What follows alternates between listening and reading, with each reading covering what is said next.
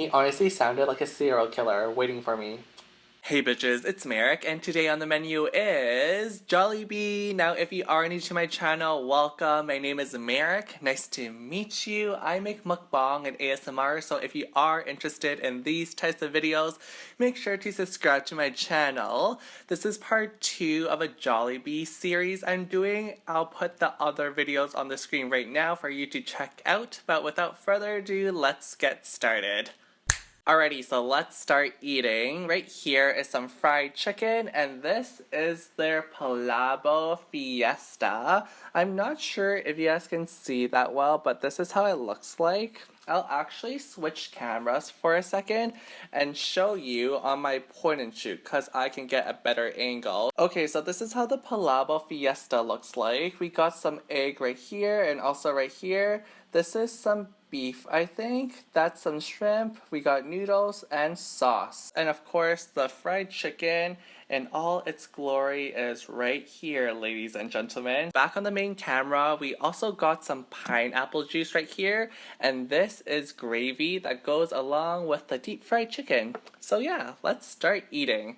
I have never had a Palabok Fiesta before. They actually gave me some lemon juice right here. I think this actually goes with the Palabok Fiesta. So let me try putting this on there.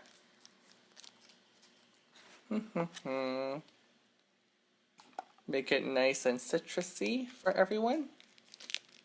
Ooh, before I take a bite of the Palabok Fiesta, I want a sip of my pineapple juice. The pineapple juice is so good. Last night, I tried Jollibee for the very first time and I was like blown away by the pineapple juice. It tasted so fresh, so delicious. And I said this in my previous Jollibee mukbang, but the pineapple juice right here, it does not taste like concentrate. Like sometimes when you drink juice, you can tell that it's like from a can, like a frozen concentrate. But with Jollibee's pineapple juice, it honestly tasted like they cracked a pineapple in half in the back of the store and juiced the pineapple for me. So it is amazing. Oh my god, so good. Take a sip. So good.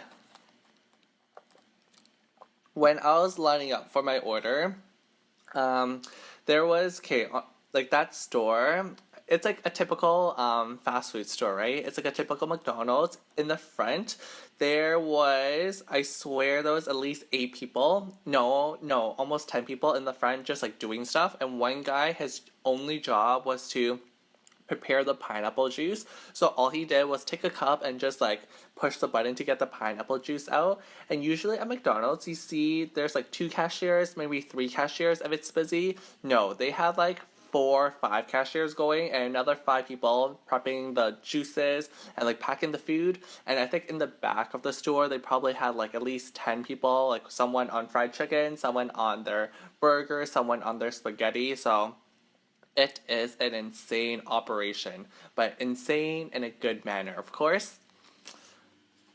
So here we go, my very first Palabok Fiesta. Here's a bite for everyone. Look at those rice noodles, yummy.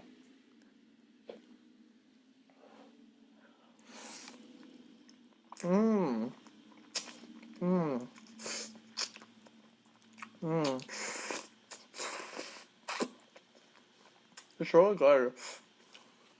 Oh man, I actually like it. It's really good. Not gonna lie, I think the Jolly Spaghetti is better, but this Palabok Fiesta is pretty good.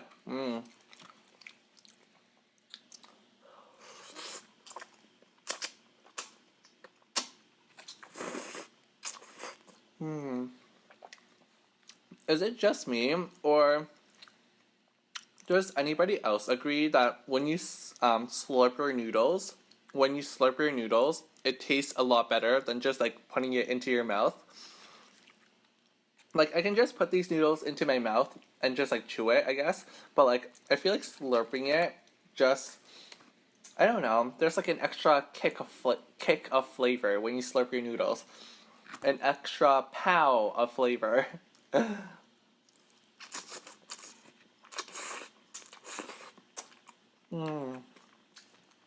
I think it's cause when you slurp your noodles, you get like sauce all over your lips, and then you can lick the sauce afterwards. Whereas if you just take a fork and stuff the noodles into your mouth, all the sauce will just be in your mouth and none of it will like bounce onto your lips. So that's my theory of why slurping noodles tastes better than just shoving it into your mouth. Let's try some fried chicken.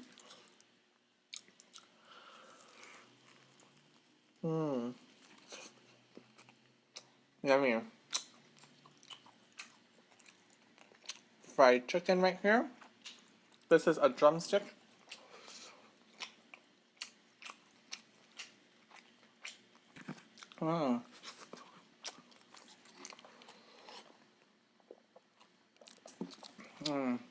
Everything is like really good at Jollibee. If you're wondering what this is just the lid of the Palabok Fiesta that it came with. I ripped it off because I wanted to use it as a platform, but I don't think it showcases the Palabok Fiesta that well. So I'm just trying to find a way to like place this nicely. Oh well, we'll just put it like that.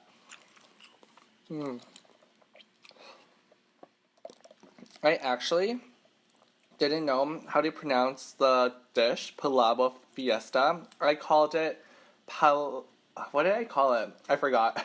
But I totally butchered the word. And of course the cashier understood me anyways, because I was close enough.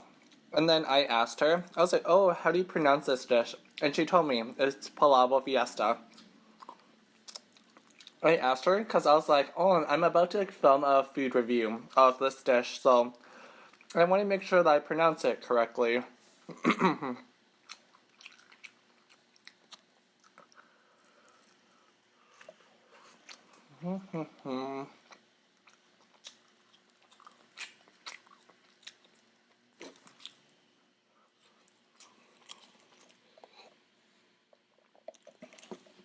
Sorry for the silence back there. I was just trying to think of a good segue for me to bring up what I want to talk about next. Like for me to have a good link, a good connection to my next topic of conversation. So, in my last Jollibee mukbang, I mentioned that in a future Jollibee mukbang, I will talk about this situation that happened to me when I first arrived to Winnipeg. If you haven't watched my first Jollibee mukbang, my part 1, I'll link it on the screen right now. But in a nutshell, I basically flew to Winnipeg, Canada, because there's only one Jollibee in Canada, and it's located in Winnipeg, and I don't live in Winnipeg, to eat Jollibee for everyone. And in that mukbang, I mentioned that I wanted to talk about a situation that happened to me. Well, I guess it was yesterday since I landed here yesterday. That involved a museum. So I'll tell you guys the story right now. Sit back, get some food, eat along with me, cause it is a story time, bitches. So this is how the story goes. So I landed here in Winnipeg, and I talked about this briefly in my part 1 mukbang, part 1 Jollibee mukbang, but I couldn't check into my hotel room yet, right? So since I couldn't check into my hotel room because I was arriving before the check-in time, I couldn't film any of my Jollibee videos because I needed a hotel room like a space to film my Jollibee videos, and if I didn't have that space, I couldn't do my mukbangs, and I didn't want to just like waste my time sitting in the lobby doing nothing. So naturally, I go on TripAdvisor. This is not sponsored by TripAdvisor, by the way. I personally use TripAdvisor to like find cool sightseeing stuff when I'm like a tourist in foreign cities. So I go on TripAdvisor, I look at the different attractions. I found a really cool museum that I wanted to go to. FYI, this is the Human Rights Museum in Winnipeg. If anybody's interested, oh my gosh, off the record, on the record, just this is not important to the story whatsoever. But that museum is the most. I cannot speak today for some reason. Oh my god. That museum is the most gorgeous museum on the planet. Oh, it is stunning. Like, for me, based on my personal taste, I like a modern, clean aesthetic. And I think that museum looks better than the Louvre in Paris, or in Paris, the Louvre, like where the Mona Lisa is, that museum. I've been there. It just honestly was not my aesthetic. I don't like the Roman, Gothic, classic, medieval. Like, I'm not into that stuff. I'm not into like old stuff. I like futuristic, black, white, clean lines, sleek and stuff. And the Human Rights Museum in Winnipeg was exactly everything I wanted.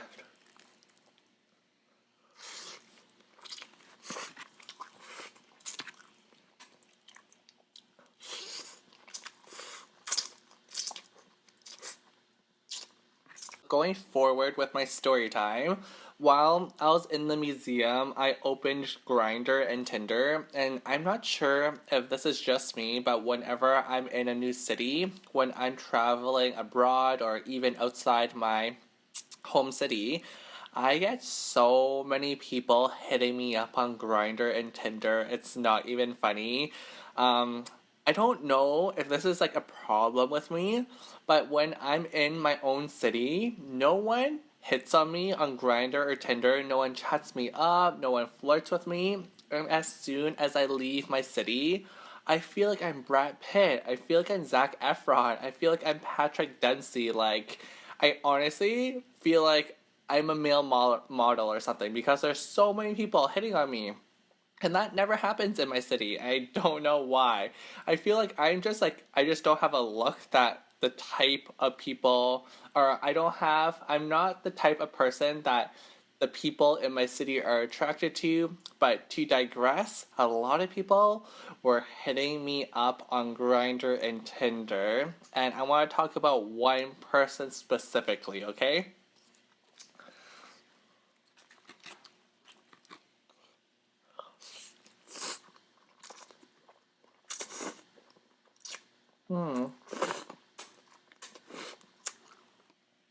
I love the juices on my lips.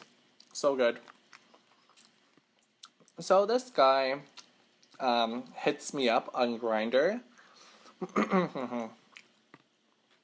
And I noticed that he's really, really close to me. Like, I think on the app it said like 250 feet away. And I am the worst person to measure distance because I don't know how long a feet is. Is this a feet? Is this a feet? Is this a feet? I have no clue whatsoever. But he was the closest person to me on Grindr, and he was cute. I was sexually attracted to him. He wasn't like the hottest shit ever, okay?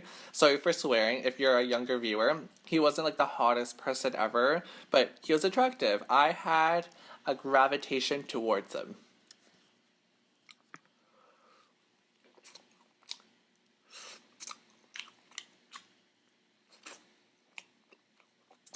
With me, when I'm eating chicken, I like to get all the meat off the bone because I really don't like wasting food.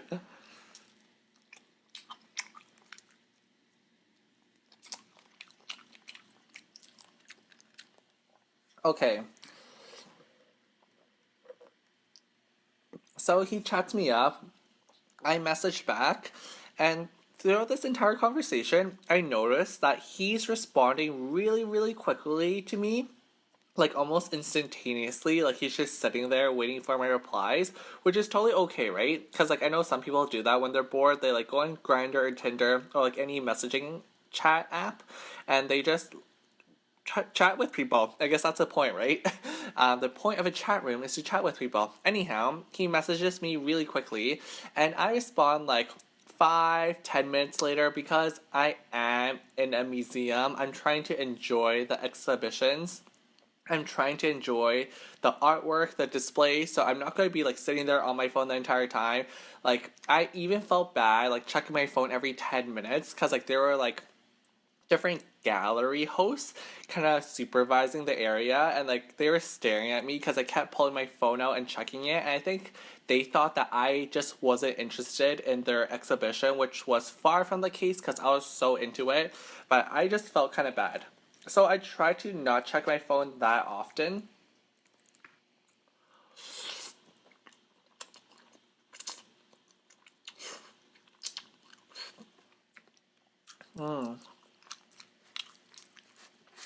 Let's get another piece of chicken. Which one should we get? I think I'll go with a chicken thigh. Ooh, this is a big one. I'm not sure if I'll be able to finish it. Take a bite first, everyone. There you go. Do you see how big it is? Like, compare this to my head. It's like half the size of my head.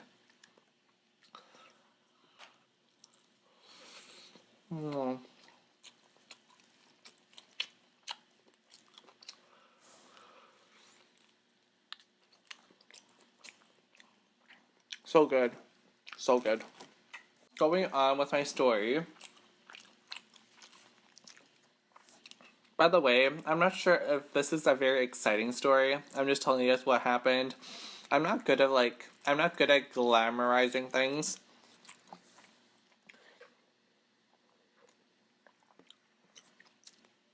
So like I've been in this museum for about 60 minutes, an hour, and my feet start getting tired, so I sit down at the main desk, like where you buy your admission tickets. There's like a seating area for everyone. So I sat down, I was charging my phone, just enjoying my coffee, taking it easy, and I decided to open Grindr again to check on him, to check on this guy. And long and behold, he is still the closest person to me.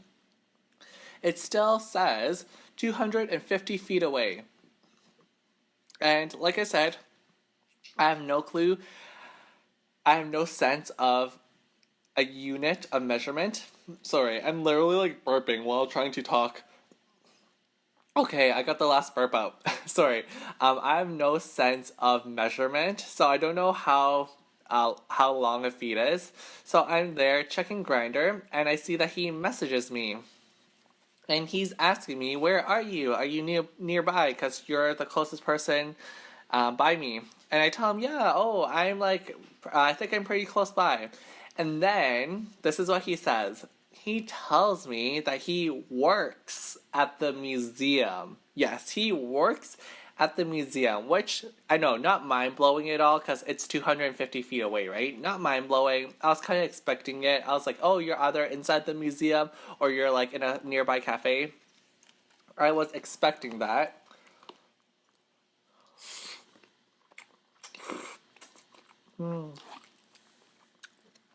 Here's an egg for everyone.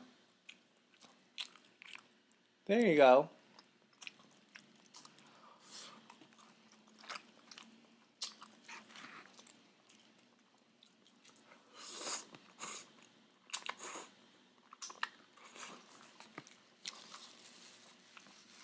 So I knew he was nearby.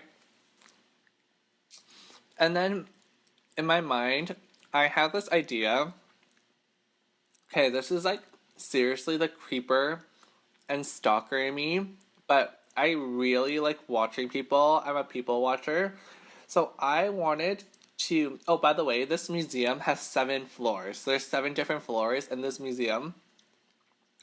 And what I wanted to do, sorry, I literally spat my noodle out because I was laughing at how creepy I was, how creepy I am, like my creepy tendencies, my creepy tendencies.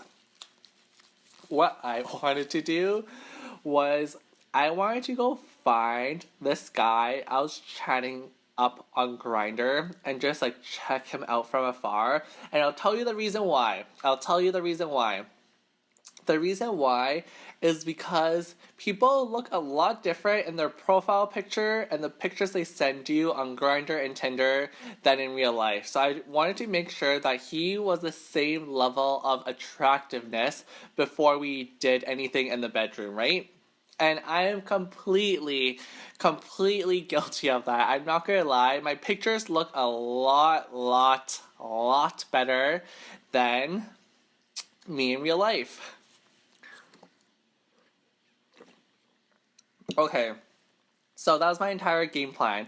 And granted, I have done this in the past before. Like, I've like saw someone on Grindr from afar, and yes, they did look different in real life, but like they didn't look that different to the point where I wouldn't have like hung out with them in quotation marks.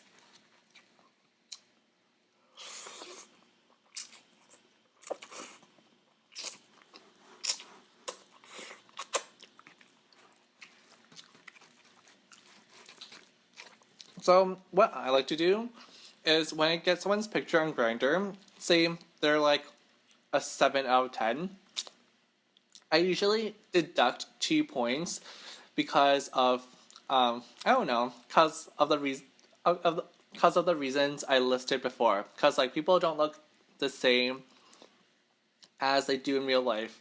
Like, who does not run their Grindr or Tinder picture through some editing app, right? Like, I know of people who actually import their photos into Photoshop and they get them professionally retouched. Like, not just like blurring the skin or like getting rid of blemishes.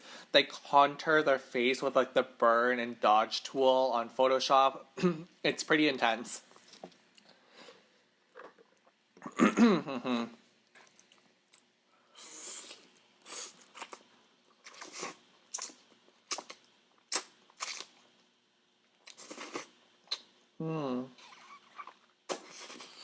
My plan was to find him in the museum without him noticing me, and for me to scout him out from afar to make sure that his attractiveness in real life matched his attractiveness remotely on his pictures.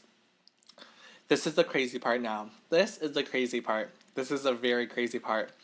As soon as he sends me that message telling me that he's in the museum working, and after I had the idea of trying to find him, I looked up and guess who I saw? You know, you already know, you already know. There's only one other person in this story. Yes, I saw him. I saw him and he was with his boss. I knew it was his boss because this guy was giving him directions of how to like set this like booth up or something. So I knew that was him. I literally looked at his picture on my phone. I looked at the guy standing in front of me and granted, like, his pictures were better. That was him. They were a match. They were a click. So, oh no, I have another thing I want to tell you guys about this situation. I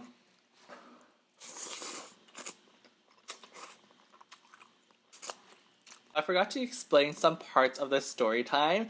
First of all, I arrived in this museum in sweatpants, looking all ratchet and like sweaty and stuff because I just came off from a flight, right? I didn't even go into my hotel room. I didn't get a chance to freshen up. I didn't get a chance to shower, so I was looking like a hot mess. I look up and I see him, and inside my mind, I'm panicking because I look like a hot mess. I don't want him to recognize me because I don't want to have a bad first impression. I don't want for him to have a first bad impression of me because this is the first time he's seeing me in real life, and this could lead somewhere, right? So I wanted to run at that point.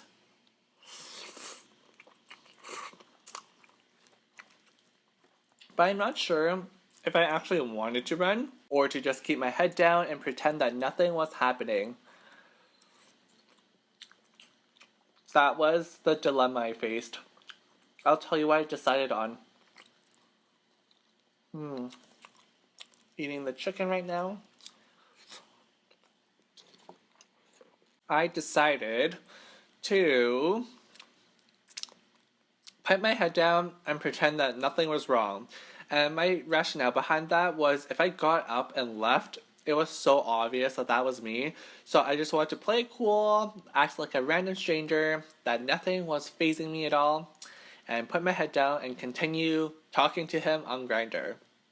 That was a bad idea, because as soon as I looked up the second time, we made eye contact. Yes, we made eye contact. And this is where the sad part of the story time comes in. This is a very sad part, everyone.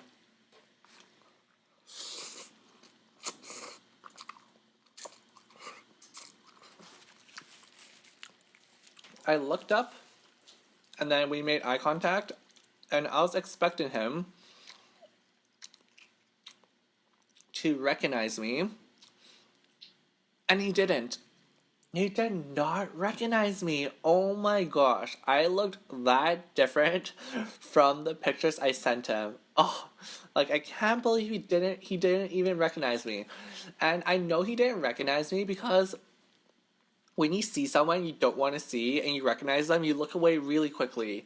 His looking away from me was a normal looking away from a stranger you made eye contact with. Like if you recognize someone and you don't want to see them, it's a different speed of looking away than just making eye contact with a stranger and looking away from being rude. You know what I mean?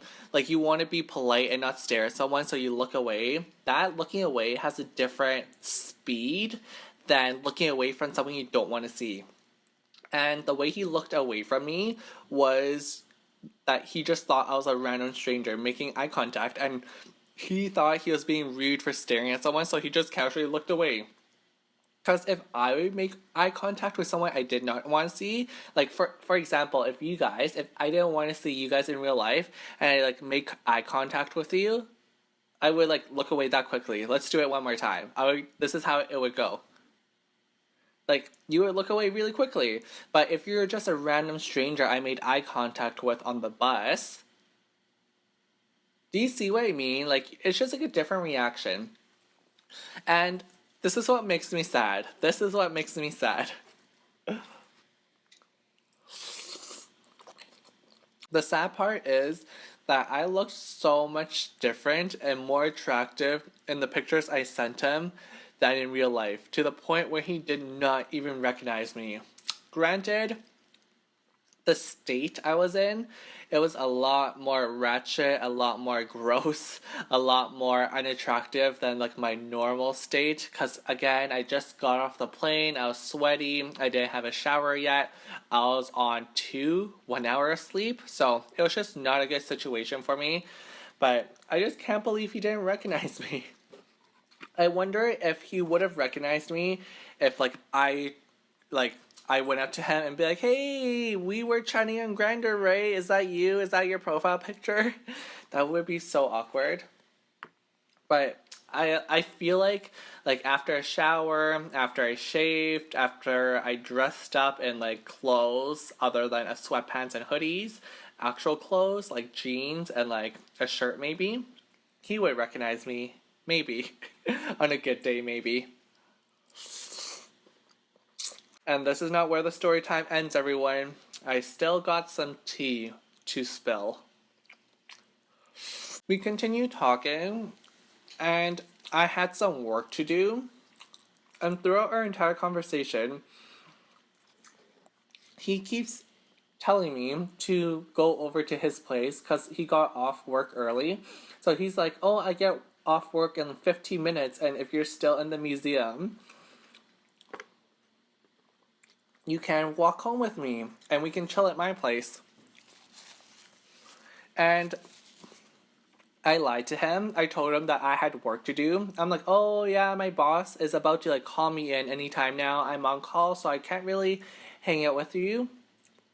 When in reality, the reason why I didn't want to hang out with him was because I looked like a hot ratchet mess. I looked that much different from my profile pictures that he saw, And I just didn't want to have this negative first impression of myself to him. I didn't want him to have a negative first impression of me. So yeah, that's why I lied to him. I said, yeah, I can. I'm on call. My boss might be phoning me up anytime soon. I might have to leave while we're walking to your place. I just don't think it's a good situation for either of us. And then he's like, oh, but I really want to and stuff. And like, it's not like he's whining, but he was being polite about it, right? And then, I kind of, this part of the story time kind of gets blurry. But basically, I was like doing stuff. I was like in the museum. I was like trying to find like a bus route to get back to my hotel room. Just like busy stuff, right? And he's like still constantly messaging me. The ratio of messages he sent to me was 10-1. So for every one message I sent, he sent me 10 messages in return. Given the situation of what I said earlier, of how since I'm in a new city, I have so many people on Grindr and Tinder to choose from, it kind of felt like he liked me more than I liked him. And I can talk a little bit more about this, but he was telling me how I was like, oh, I'm his type. I should be in a long-term relationship with you. You are like boyfriend material. I love your profile. I love your beliefs and values. And then I'm being polite, right? I'm just like, oh, really? Ha ha ha. You know that I'm only here for like 2 days on work, right? I don't think a long-term relationship is going to work out for either of us. And I was just being really polite about it. But it just felt like he was so infatuated with me. He was like literally in love with me, and we have never met yet. I literally talked to him on Grindr for 2 hours. Like 2 hours ago, he had no clue I existed. He just felt so like love struck, and we have not met yet. So I don't understand. But yeah, it sounds kind of bad, but he definitely liked me more than I liked him. And this is where the sad part comes in. If he lived in my city, I totally can see us going out and like potentially becoming a couple. But since we're in different cities, I'm pretty sure like a long distance relationship isn't going to stem from 2 days of hanging out with each other. I'm sorry, that's just a fact. I don't think that's going to happen. Hey guys, sorry my external microphone turned off without me noticing for a bit, so I hope you'll bear with me for the next few minutes. Alrighty, so I am done my Palabok Fiesta. Going back to the story time now, he's still messaging me 10-1, and then he starts playing this card. He says, obviously you're not that interested in me. I should stop bothering you now. I'm sorry. Yes, he's playing the I'm bothering you now card and I'm sorry. And honestly, I feel like I couldn't relate to him, and I felt bad because I've been on his side of the situation. I've been like the guy who likes someone more than they like me, so I know how that feels. I usually don't like message them that often though. Like I get the hint that they don't like me. Like I can take a hint. I stop messaging them if they ignored me like 2 or 3 times. So I just felt bad, and I was like, oh no, like I'm into you. I'm interested, because genuinely I actually was interested in him. I just like didn't really have time, like just the situation, like I had to go back to my hotel room to like check in and stuff, like a lot of things were happening. I just didn't have an opportunity to meet up with him, but I actually was interested in him, so I wasn't like completely lying. So I was like, oh yeah, I definitely am interested in you, but like half of it was just like me being nice, not trying to like hurt his feelings, because he honestly was so in love with me, even though he's never met me before.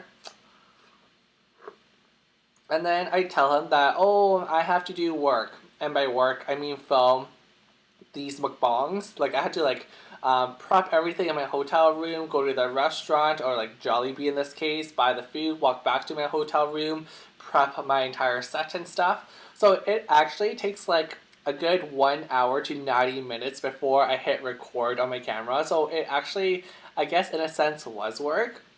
And I told him, oh, I have work, but how about tomorrow? And he says, oh, I can't do tomorrow. Like, how long will work take? And I'm like, oh, I'm not too sure.